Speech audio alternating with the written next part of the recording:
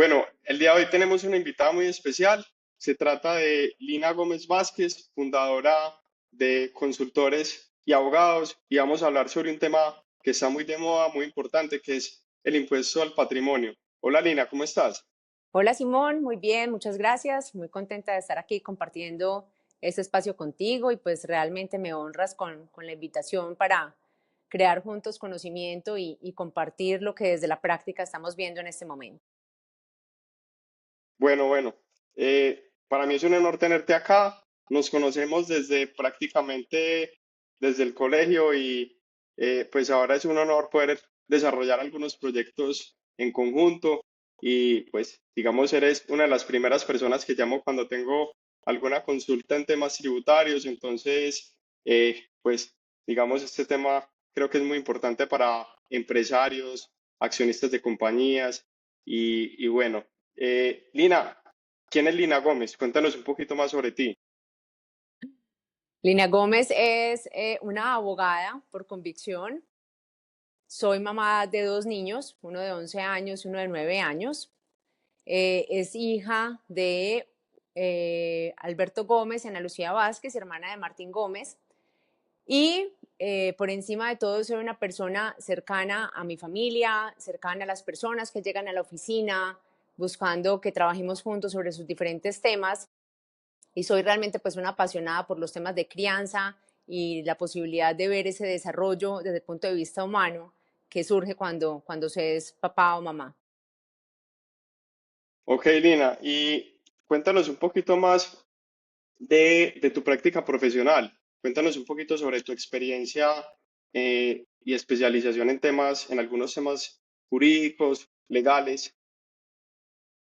Bueno, soy egresada de la Universidad Pontificia Bolivariana.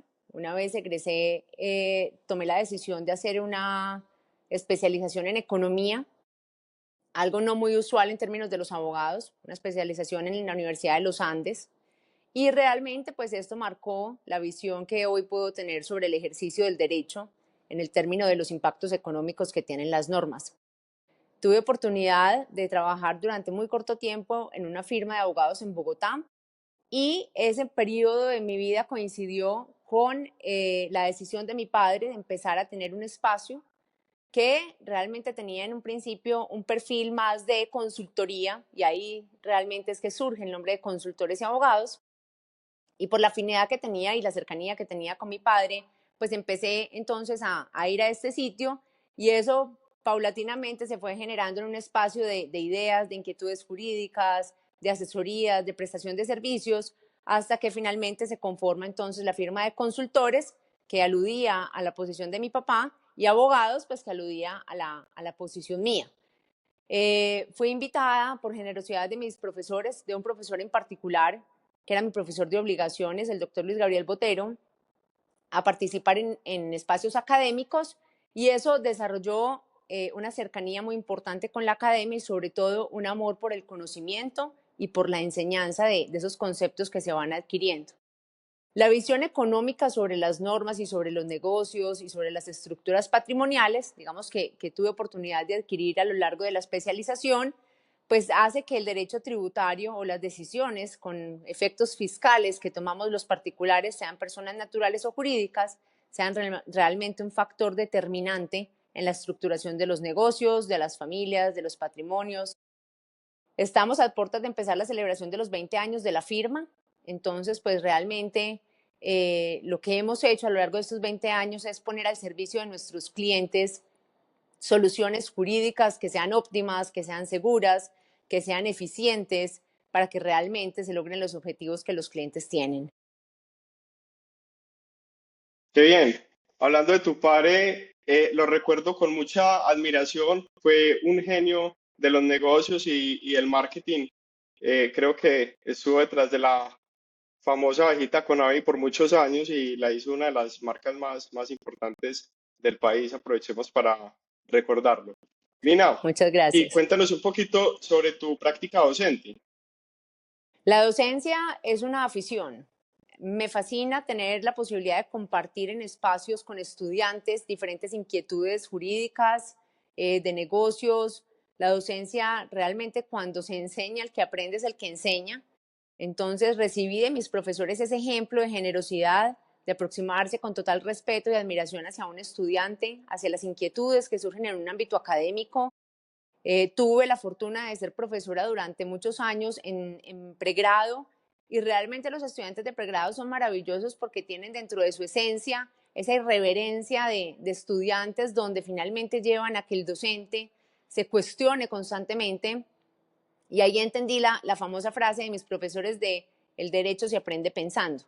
Entonces los espacios académicos que he pasado, digamos, por espacios de pregrado, luego de posgrado y también en algunos cursos de extensión en diferentes universidades de la ciudad que generosamente me invitan, realmente son uno de los espacios que más disfruto y de los cuales más aprendo, porque además te obligan a estar en permanente actualización, pensando, resolviendo las inquietudes en tiempo real, porque uno a un cliente eventualmente le puede decir, pues vamos a emitir un concepto, vamos a pensar, pero el estudiante es una persona que está al frente interactuando contigo en tiempo real. Entonces la práctica docente realmente es uno de los escenarios que más disfruto. Qué bien, qué bien. Sí, comparto esa pasión contigo. Yo fui profesor también de finanzas durante 8 años en pregrados y posgrados. Tuve más de 1.000 alumnos que pasaron por mis aulas y eso es una experiencia maravillosa y lo obliga a uno a estar muy actualizado y aprender muchísimo. Bien, entremos un poquito en materia. ¿Qué es el impuesto al patrimonio? Bueno, esa pregunta nos la estamos haciendo todos en este momento. Realmente aproximémonos a esto desde el punto de vista inicialmente de las definiciones. Pues un impuesto que claramente no es una actividad divertida, el pago de los impuestos no es algo divertido. Un impuesto es una carga económica de carácter obligatorio que tenemos las personas, o digamos usualmente impuestas por el Estado. En principio decimos que no debe haber impuestos sin representación, y por eso, desde el punto de vista deseable, las cargas impositivas deben estar o deben surgir, su fuente debe ser el Congreso. Sin embargo, pues esto no siempre se da así. Entonces, partiendo de esa noción de impuestos, que más adelante podemos centrar en esos 5 elementos del impuesto que se imponen desde la Constitución, pues vámonos al concepto de patrimonio, ¿cierto? El concepto de patrimonio está asociado con la riqueza que una persona ha logrado acumular gracias a su esfuerzo, porque acá es importante, digamos, rescatar ese ingenio que tiene que tener la persona para poder acumular patrimonio. Claro, hay excepciones, ganarse la lotería seguramente será una excepción. Sin embargo, en términos generales, el patrimonio, que es un atributo de la personalidad, está entendido como una expresión por el valor que alguien ha generado en las personas o en el mercado, y a cambio de lo cual se le ha retribuido, bien sea por la prestación de sus servicios o bien sea por la venta de los bienes. Entonces, el patrimonio finalmente termina siendo, para efectos tributarios, digamos en este punto, el resultado de tomar los activos y restar los pasivos, y eso nos lleva al concepto técnico de patrimonio líquido. Luego, cuando estamos hablando de impuesto al patrimonio, la asociación que hay es la generación de un pago con destino hacia el Estado en relación con lo que resulta de los activos menos los pasivos, es decir, del patrimonio líquido. Y ahí, Simón, se abren una cantidad de capítulos sobre los cuales podemos ir ahondando en la conversación, y es cuando las personas reciben la renta, generan el ingreso, bien sean personas naturales o personas jurídicas, las personas ya pagan un impuesto, que es, digamos, el más conocido de los impuestos, que es el impuesto de renta, que tiene por complementario el impuesto de ganancia ocasional, que lo vamos a aplicar o a las loterías, o a las sucesiones, o a las donaciones, entre otros, ¿cierto? Entonces, si ya la persona pagó un impuesto al haber percibido ese ingreso, pues debemos cuestionarnos sobre la legitimidad, al menos filosófica, de gravar nuevamente el patrimonio. El impuesto al patrimonio es hoy un impuesto que está vigente en Colombia, y que la que está ahora en trámite, la ley de financiamiento, trae nuevamente con unas modificaciones adicionales. ¿En qué países hay impuesto al patrimonio? Pues mira que históricamente ha sido un impuesto que se ha generado para compensar los periodos de la posguerra, ¿cierto? Digamos en las épocas más cercanas. El origen del impuesto al patrimonio data desde Roma y Grecia y tenía por finalidad la financiación de los ejércitos. Entonces, el impuesto al patrimonio ha estado usualmente asociado con esa defensa del Estado, con esa seguridad de las personas que habitan un determinado estado. Y los países han tenido, precisamente por los periodos de posguerra posteriores, principalmente en Europa, han tenido periodos de impuesto al patrimonio o impuesto sobre la riqueza, que es como también se le llama. En Colombia, de hecho, en algún momento lo llamamos el impuesto de guerra.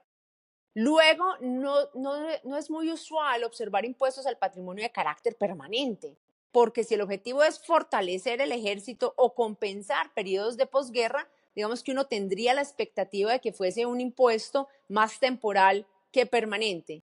Acá, para ir contextualizando el punto desde Colombia, nosotros siempre habíamos tenido un impuesto al patrimonio de carácter temporal, aunque es cierto que había sufrido varias renovaciones, pero ahora tenemos un impuesto que desde su regulación está determinado como un impuesto de carácter permanente. Ok, perfecto. ¿Y qué es ese concepto tan importante de la residencia fiscal? La residencia fiscal es un factor de atracción de un individuo a un determinado estado para el cumplimiento de dos tipos de obligaciones. Las obligaciones formales, que suele creerse que son menos importantes, pero en realidad no, que es la presentación de informaciones y de declaraciones, y las obligaciones materiales, que son aquellas que aluden al efectivo pago del impuesto. Entonces, y hoy con la globalización, pues lo estamos viendo más. La residencia fiscal va a determinar el país o el estado ante el cual esa persona debe cumplir con obligaciones formales y materiales. Por ejemplo, Colombia tiene un arraigo frente a sus nacionales para determinar la residencia fiscal. Tú tomas el artículo 10 del Estatuto Tributario y te vas a encontrar que existe una regla para los extranjeros y existe una regla para las personas nacionales colombianas. Inclusive personas nacionales colombianas que no estén viviendo en Colombia estarían obligadas a presentar y a pagar impuestos en Colombia sobre la totalidad de su patrimonio y de sus ingresos, porque aplica, digamos, el concepto de renta universal. Entonces, la residencia fiscal te va a determinar esa jurisdicción en la cual ese sujeto pasivo del impuesto o ese sujeto pasivo de la obligación de la declaración va a tener que cumplir con esta prestación. A mí me impresiona la cantidad de empresarios que se han ido del país solamente por, digamos, por lo oneroso y lo costoso que les cuesta tener su patrimonio. Entonces, veo que se van para Panamá, para España, para Estados Unidos. ¿Cómo funciona esto? Claro, el mundo de los empresarios, digamos, es un mundo bastante dinámico. Digamos, cuando uno toma inclusive las regulaciones, la del Código Civil, que tiene unas regulaciones para las personas, para las familias, para las obligaciones, para los contratos y para las sucesiones, y tú tomas el Código de Comercio, digamos, la causal que puede explicar esta duplicidad de normas desde el punto de vista del derecho privado es la celeridad que se requiere en el mundo de los negocios. Entonces, esto que no es nuevo, esto viene desde la Edad Media, que es donde empieza realmente a desarrollarse todo el comercio, pues ha sido algo inherente a los empresarios, a los comerciantes, y es esa agilidad de ellos para tomar decisiones eficientes y óptimas. Es muy lamentable realmente situaciones que estamos viendo en este momento, no solamente la fuga de capitales, que es esa búsqueda que tienen las compañías para elegir jurisdicciones que sean amigables para el desarrollo de sus ideas, de sus innovaciones y de sus negocios, sino además la fuga de talento que eso tiene asociado. El impuesto es finalmente una menor utilidad susceptible de ser distribuida. O sea, el impuesto de renta se grava sobre el mismo renglón que participan los accionistas de una compañía. Sin embargo, los accionistas de la compañía son los que tienen que correr todos los riesgos que están inmersos y que son inherentes al mundo de los negocios. Entonces, cuando se están buscando jurisdicciones para alojar esos desarrollos empresariales, uno de los factores críticos es la carga tributaria. Y además de eso, la seguridad jurídica que acompaña a ese determinado estado para que dentro de los modelos económicos y financieros que realiza el empresario, pues exista una estabilidad, una expectativa de que las condiciones bajo las cuales está realizando la inversión se van a mantener. En este momento nosotros como jurisdicción, si bien tenemos unos atractivos muy importantes y tenemos grandes talentos, pues desafortunadamente nos falta mucho por ofrecer en términos de seguridad jurídica y en términos impositivos. Acá pues la OCDE saca cada cierto tiempo unos rangos y unos rankings de cómo están tributando los países o las empresas en los diferentes países y pues realmente Colombia se disputa los primeros lugares en cada uno de esos rankings que hace la OCDE. Entonces, eso claramente es un factor de competitividad muy importante que los particulares tienen en cuenta al momento de determinar dónde van a alojar sus compañías.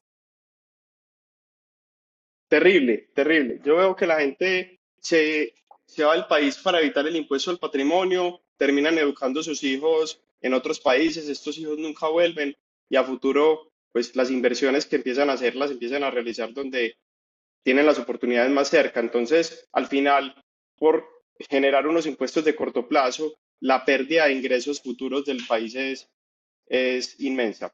Lina, ¿cómo se calcula el impuesto al patrimonio?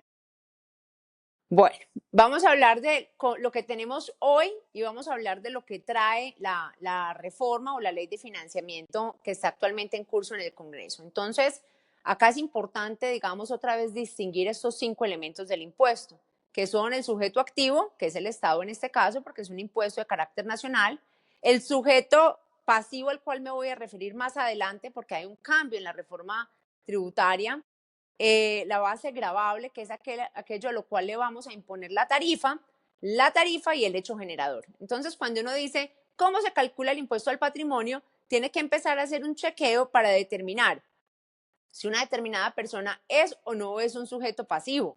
Si lo es, entonces, ¿a qué le vamos a aplicar la tarifa y cuál tarifa vamos a aplicar?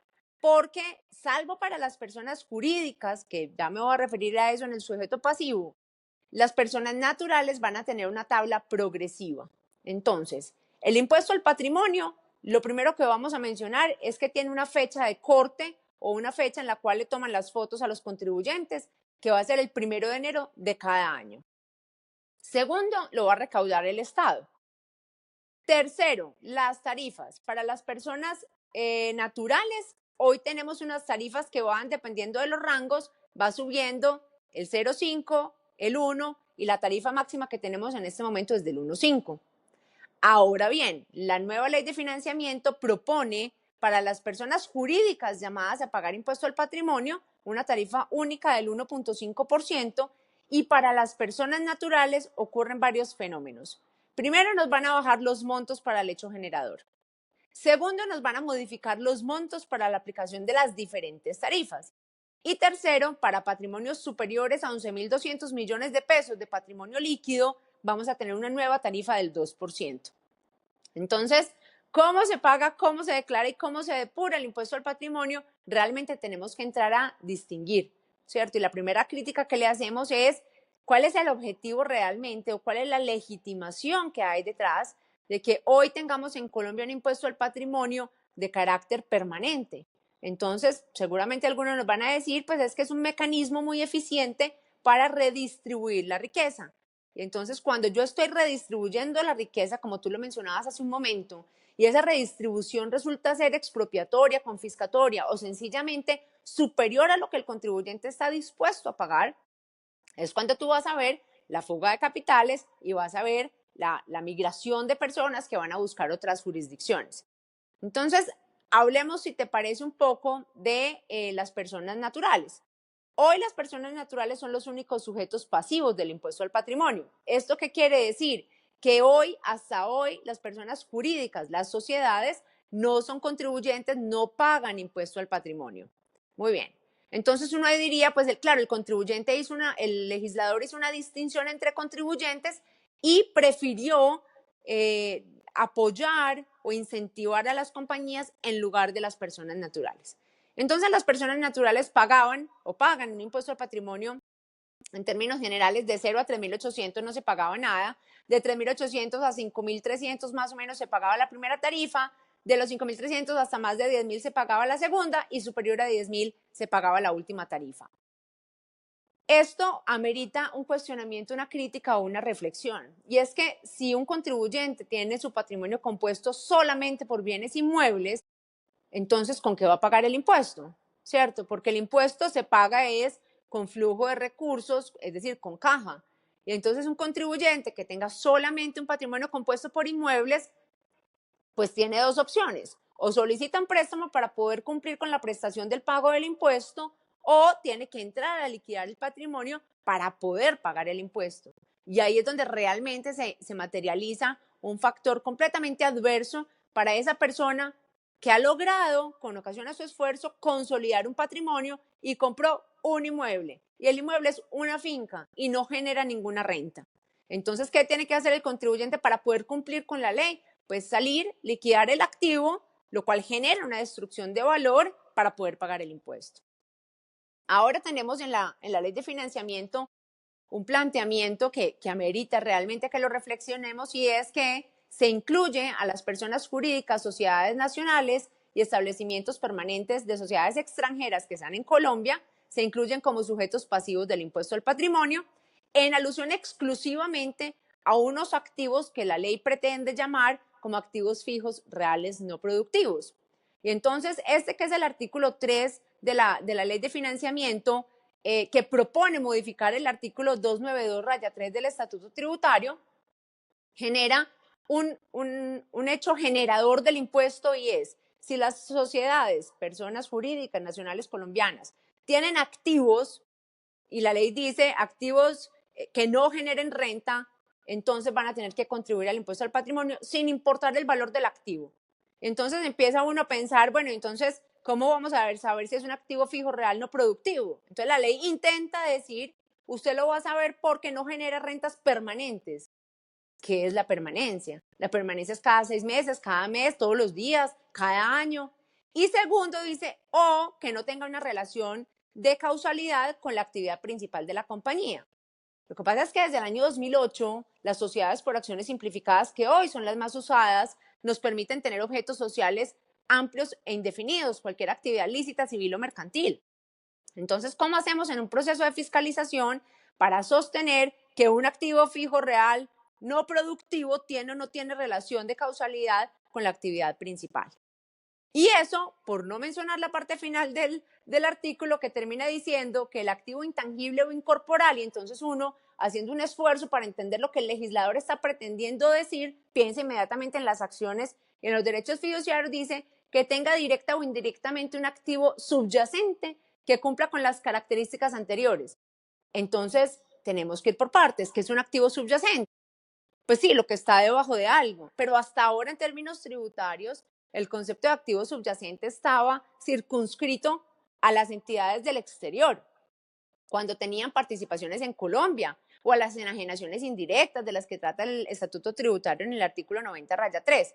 Entonces, en términos de seguridad jurídica, de determinación de los elementos de la norma, y no se nos olvide que estamos hablando realmente de la facultad, después de la libertad de locomoción, de la más gravosa que tiene el Estado, y es determinar qué haces tú con tu riqueza y con tus recursos, pues estamos llenos de vaguedades, de definiciones incompletas y de situaciones jurídicas realmente muy complicadas.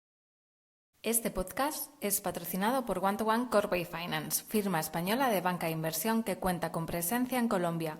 One to One es líder en valoración y asesoramiento en compraventa de empresas, con más de 70 socios en más de 25 países.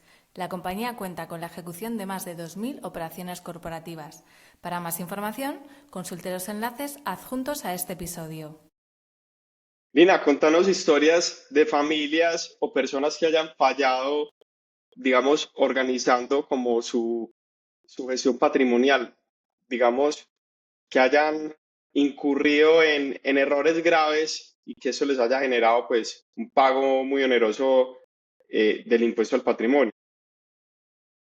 Mira, ese acápite del ejercicio profesional uno lo puede circunscribir, digamos, en un término que utilizan usualmente los americanos, y es el estate planning. Ese estate planning es esa forma como los particulares, que estamos sujetos a la muerte, porque todos nos vamos a morir, o sea, no es un hecho no es una condición y es si yo me muero, no, yo me voy a morir, lo que pasa es que no sé cuándo, entonces es un tema de plazo, no de condición. El estate planning es esa forma como nosotros en vida alojamos nuestros activos, y eso tiene 5 principios en términos generales.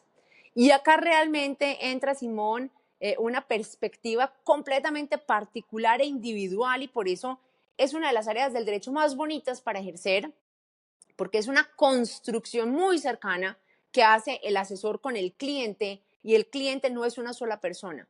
El cliente es esa persona y su entorno familiar, y cada entorno familiar es distinto.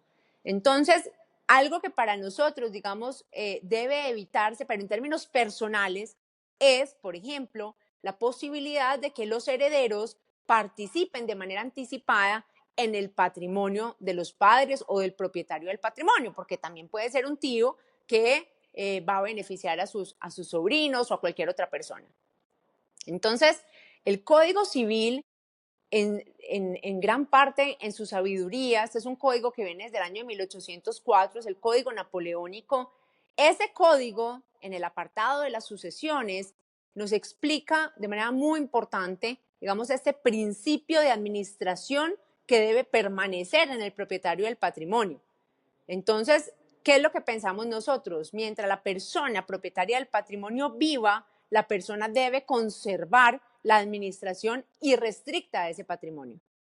¿Qué nos ha enseñado la práctica? Que en ocasiones, obviamente confiando en la mejor buena fe y el mejor carácter de los futuros herederos, se ha entregado de manera anticipada el patrimonio. Entonces, cuando uno le trata de explicar esto al cliente o a una familia, pues es complejo porque empiezas tú por cuestionar realmente la entidad de los hijos y tú no estás cuestionando la entidad de los hijos. Lo que puede ocurrir, que ya ha ocurrido y sigue ocurriendo, es que los hijos se mueran antes que los padres. Entonces, ¿qué pasa si un papá, por ejemplo, en vida le entrega toda su fortuna o su patrimonio a la única heredera que tiene y con tan mala fortuna que esta heredera fallece?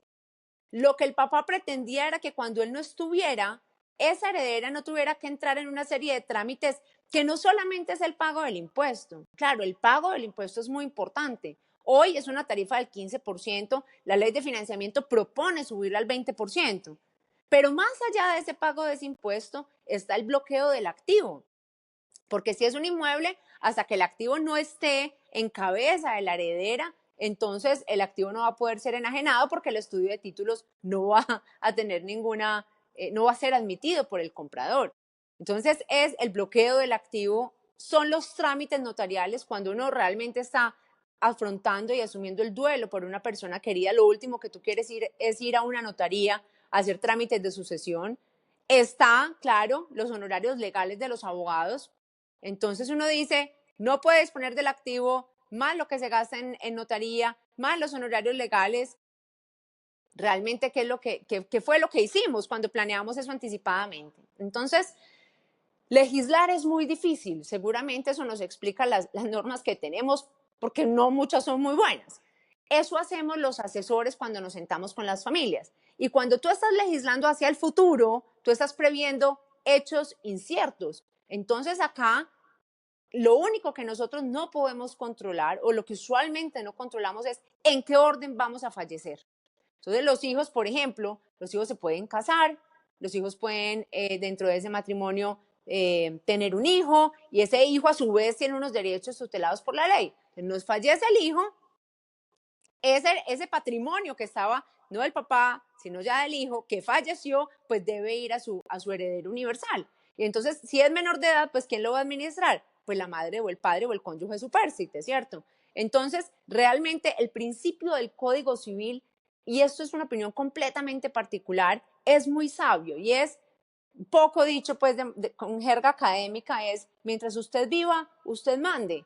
No entregue de manera anticipada la administración y la propiedad de sus activos, porque ocurren miles de cosas que dentro de la vida de las personas que nos casamos, nos morimos, nos divorciamos, entramos en ley de insolvencia, tenemos hijos, miles de cosas ocurren, no podemos controlar. Entonces, esa es digamos, una decisión que nosotros preferimos cuestionar mucho en los clientes.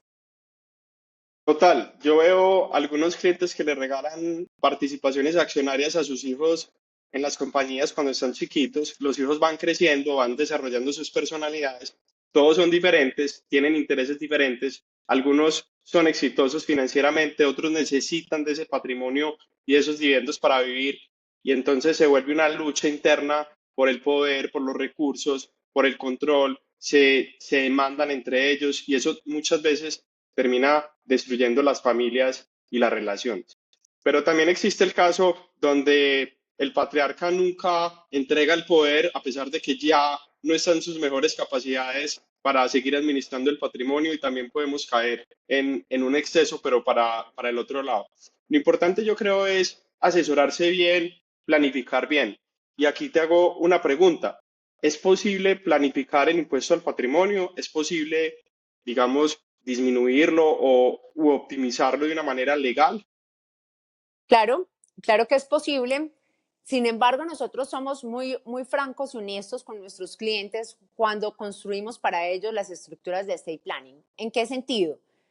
El tax planning dentro de estate planning es uno de los 5 objetivos, pero las decisiones fundamentales de la vida no se toman por pagar o no pagar impuestos. Es una decisión muy importante, claro que sí. Si yo en un estado pago el 50% y en el otro estado pago el 10%, por ejemplo, como puede ocurrir en Suiza o como puede ocurrir en Noruega, pues tiene todo el sentido que yo pase la calle y pague menos de lo que pago al otro lado. Sin embargo, las decisiones de vida no se toman por cargas tributarias. Ahora bien, para poner el ejemplo en la norma que tenemos hoy, dentro del patrimonio hay activos, también hay pasivos. Refirámonos solamente a los activos. Dentro de esos activos hay diferentes categorías. Hay unas categorías que son de bienes inmuebles, hay unas categorías, como lo mencionamos hace un momento, que son las acciones.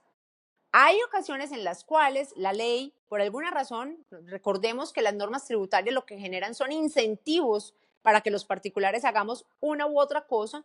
Entonces, hay algunas veces que la ley determina la forma como se van a valorizar determinados activos, que esa es una de las complejidades del impuesto al patrimonio, y es cómo se valorizan los activos, porque yo puedo tener un inmueble que tiene un costo fiscal, que tiene un avalúo catastral y que tiene un valor comercial.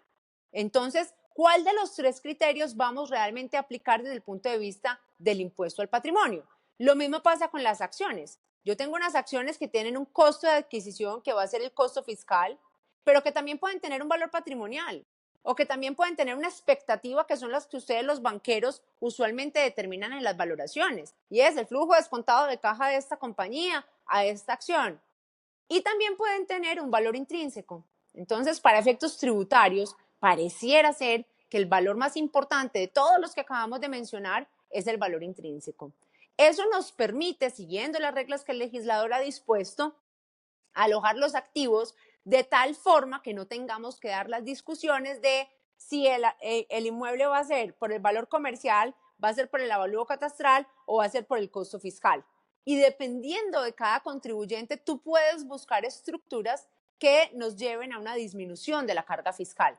La clave siempre va a ser, obviamente, que las estructuras tengan una norma, una ley que las respalde, pues para no ir a generar una contingencia tributaria, que es lo último que quiere un cliente, sobre todo en términos de patrimonio, que es, pues como ya lo dijimos, el resultado de ese esfuerzo acumulado usualmente durante mucho tiempo y durante muchas generaciones. Dina, digamos que algunas personas van incrementando su patrimonio porque venden una compañía, porque reciben una herencia, porque tienen unos ingresos altos. ¿Cuál es la importancia de asesorarse? ¿Cuánto me cuesta asesorarme versus cometer algún error por negligencia o por desconocimiento? La asesoría oportuna, honesta, transparente y adecuada va a ser clave fundamental en la protección del patrimonio construido. Porque ahí, como lo dicen pues los profesores de finanzas, realmente no es el ingreso lo que te determina la riqueza. Hay personas que han tenido ingresos infinitamente grandes y que con el transcurrir del tiempo sus patrimonios se vuelven negativos. Es la forma como se administra ese patrimonio lo que realmente va a preservar en el tiempo la riqueza. Entonces uno dice, bueno, entonces deme un ejemplo. Entonces el ejemplo de los libros es la familia Vanderbilt enfrentada a la familia Rockefeller. La familia Rockefeller con toda una estructura, la que les servía a ellos, porque aquí no hay cláusulas genéricas, aquí no hay algo que les sirva a todo el mundo, sino como les servía a ellos, ¿qué hacía? Pues alineaba los intereses de los miembros de la familia, tenía una eficiencia tributaria importante, determinaba cómo iba a ser sobre todo el proceso de educación de los miembros de la familia. Ese es un punto fundamental para preservar la riqueza entre las generaciones, mientras que los Vanderbilt, infinitamente ricos y con una fortuna muy importante, no la estructuraron y hoy si tú comparas los patrimonios, ese es uno de los factores claves de conservación del patrimonio. Entonces, realmente la estructuración o el estate planning es algo que empieza en el momento uno. Yo no empiezo a hacer una estructura de estate planning cuando tengo $500,000 o 5 millones o 50 millones de dólares, no.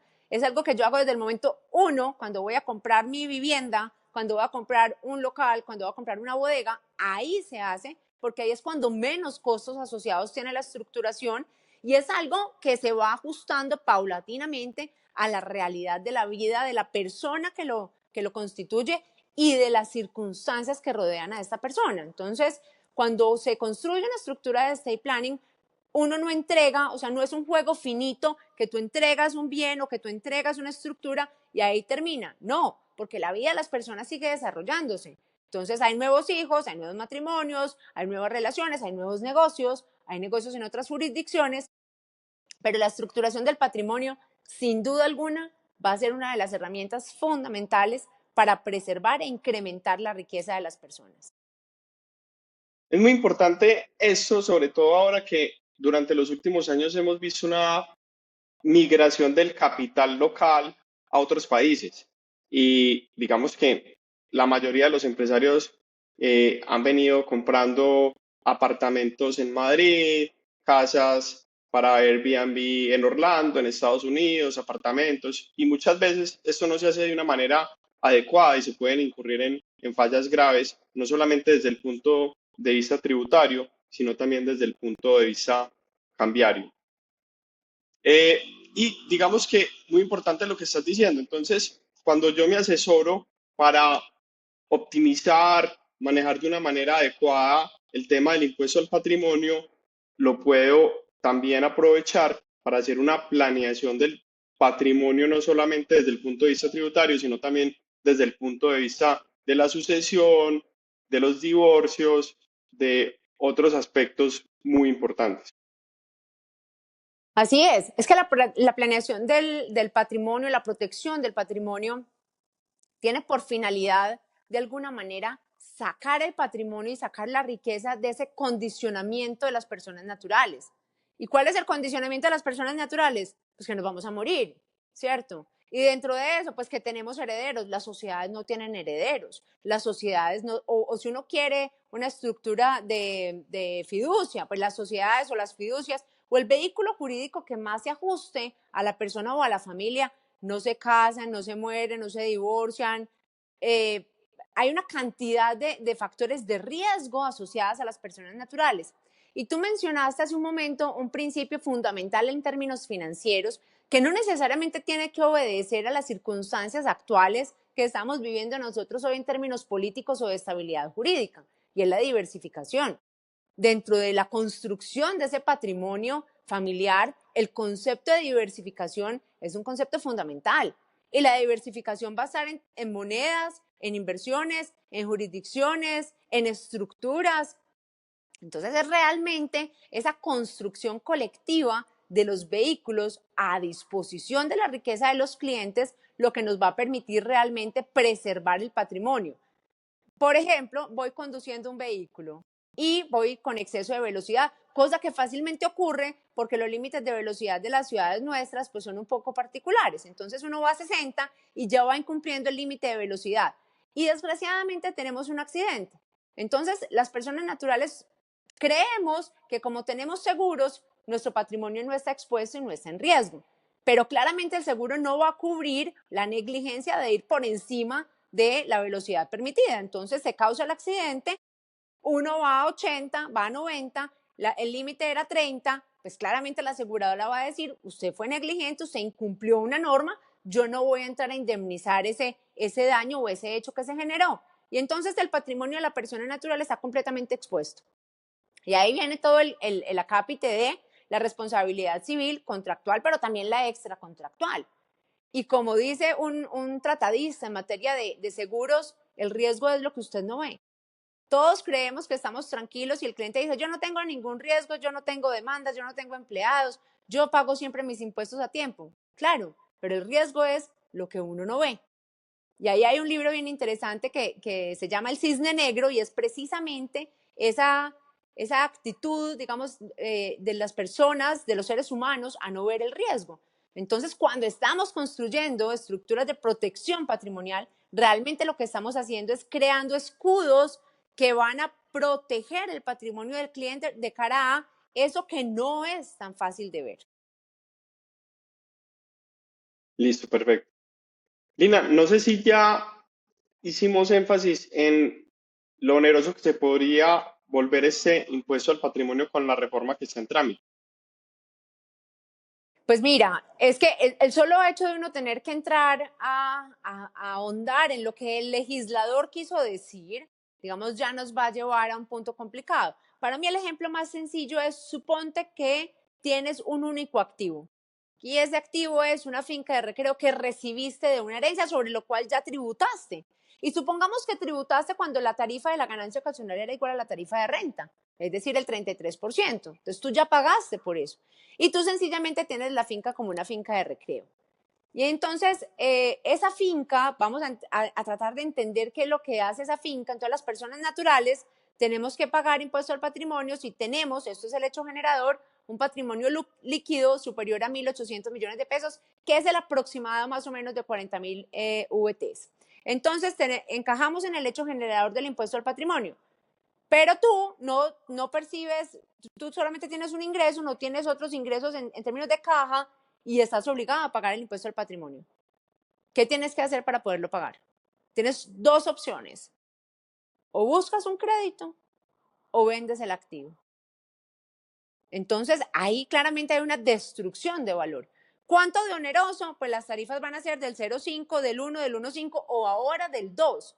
Pero entonces una persona natural que tiene unas acciones en una sociedad paga impuesto al patrimonio y la sociedad tiene un activo fijo real no productivo. Entonces la sociedad paga el impuesto al patrimonio. Entonces, cuando recibimos el ingreso para comprar el activo, ya pagamos. La persona natural paga impuesto al patrimonio y la sociedad, por tener un activo fijo real no productivo, vuelve y paga. Y entonces, ¿dónde queda el principio de no doble tributación?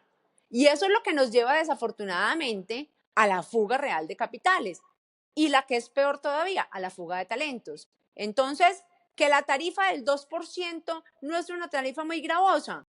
Pues hombre, si ya el ingreso había pagado impuestos, ¿sí? Y además, yo para poder pagar el impuesto posiblemente tenga que liquidar la riqueza. Entonces, realmente, y acá como lo explica el profesor Lafer, es a veces en impuestos directos, cuando usted baja las tarifas, aumenta el recaudo. Pero, sin embargo, en Colombia lo único que vemos es un incremento de las tarifas y una reducción del recaudo. ¿Por Claro. qué? Tenemos que entrar en esa reflexión. ¿Cuál es la legitimidad que hay detrás de los impuestos? ¿Cuál es la legitimidad de una ley de financiamiento sin norma de presupuesto en curso en el Congreso? ¿Qué va a financiar si no hay presupuesto en este momento en trámite en el Congreso? Y ahí surge el gran problema del recaudo, que nos genera además otra serie de inconvenientes muy serios, como son la retención en la fuente y el anticipo de renta del año futuro, pero ese no toca directamente con el impuesto al patrimonio, ese lo dejamos para otro espacio. Lina, me hiciste recordar el impuesto a la valorización que pusieron hace unos años en Río Negro, donde muchas personas tuvieron que vender un pedazo de su finca, fincas que tenían en la familia durante más de 50 años, para poder pagar el impuesto. Eso me parece ridículo. Y por otro lado, es muy interesante el principio de la curva de Laffer. Y es que, digamos, este principio dice que hay una tasa óptima en la cual se aumenta el recargo de los impuestos. Entonces, no necesariamente tener una tasa de tributación alta te va a generar mayores impuestos. Y esto se comprobó en los últimos años en los Estados Unidos. Recordemos que Donald Trump bajó el impuesto de renta para las corporaciones del 35% al 21%. Y al principio todo el mundo dijo, esto es una brutalidad, ¿cómo se les ocurre hacer eso? Y hoy en día Estados Unidos está recaudando más impuestos con el 21% que antes lo que recaudaba con el 35%. Estados Unidos tiene un problema fiscal, pero no es de recaudo, es de gasto, listo. Pero deberíamos aprender mucho de eso en nuestros países en desarrollo. Así es. Dina, digamos que para ir concluyendo esta interesante conversación, entonces lo que debemos hacer en este momento con lo que viene la reforma tributaria es asesorarnos, buscar ayuda, planificar, no quedarnos de manos cruzadas, esperar que nos tomen la foto el 31 de diciembre del año entrante, sino empezar desde ya a planificar cómo organizar nuestros patrimonios, que esto sea una excusa no solamente para prepararnos para el impuesto, sino también para organizarnos y planificar a futuro. Lina, ¿cuál es la mejor inversión que has hecho en tu vida? Acabo de traer a colación, digamos, unas frases o una enseñanza que dio Warren Buffett en uno de los congresos que anualmente él realiza, y esto es posterior a la pandemia, cuando la inflación estaba obviamente en los límites máximos. Le preguntan a Warren Buffett, ¿y ahora en qué vamos a invertir? Y él contesta de una manera, en mi opinión, magistral y que todos debemos aprender, y es: la mejor inversión es hoy, ha sido y va a ser siempre el talento y las habilidades. Entonces, la mejor inversión va a ser siempre aprender. Aprender en todas las modalidades que hoy haya disponibles, o aprender a través de la enseñanza, pero aprender en ese desarrollo de talento y en ese desarrollo de habilidades. Y concluye Warren Buffett diciendo: esta es la única inversión que nunca se va a desvalorizar. Eso me acuerda de una famosa frase de Harvard que dice: If you think education is expensive, try ignorance. Si crees que la educación es cara, prueba con la ignorancia, es más cara todavía.